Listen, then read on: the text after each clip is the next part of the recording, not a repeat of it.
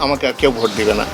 But Bangladesh চলচ্চিত্র শিল্পী সমিতি 2026 থেকে 28 মেয়াদের নির্বাচনে সভাপতি পদে প্রার্থী হওয়ার ঘোষণা দিয়েছিলেন অভিনেতা বাপ্পারাজ। তবে শেষ পর্যন্ত নির্বাচনে অংশ না নেওয়ার সিদ্ধান্ত নিয়েছেন তিনি। সম্প্রতি সাক্ষাৎকারে বিষয়টি নিশ্চিত করেছেন তিনি। বাপ্পারাজ জানান, ব্যক্তিগত ও ব্যবসায়িক কিছু কারণে তিনি নির্বাচন থেকে সরে দাঁড়িয়েছেন। তার ভাষ্য, আমার ব্যক্তিগত কিছু কারণ রয়েছে, এর মাঝে ব্যবসায়িক কারণ একটি। নির্বাচন করে যদি সময় না দিতে পারি তাহলে বিষয়টা ভালো দেখায় না, তাই নির্বাচন থেকে নিজেকে সরিয়ে নেওয়ার সিদ্ধান্ত।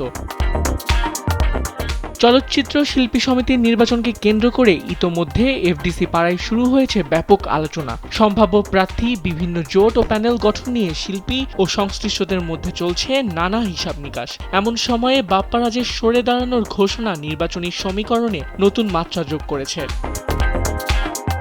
বিশেষ করে সভাপতি পদে কারা শেষ পর্যন্ত প্রতিদ্বন্দ্বিতা করবেন তা নিয়ে চলচ্চিত্র অঙ্গনে নতুন করে জল্পনা তৈরি হয়েছে। বাপ্পারাজের অনুপস্থিতিতে নির্বাচনের লড়াই কোন দিকে মোড় নেয় তা নিয়ে শিল্পী ও চলচ্চিত্র সংশ্লিষ্টদের মধ্যে এখন কৌতূহল তুঙ্গে। ফলে শিল্পী সমিতির আসন্ন নির্বাচন ঘিরে উত্তাপ আরও বাড়বে বলেই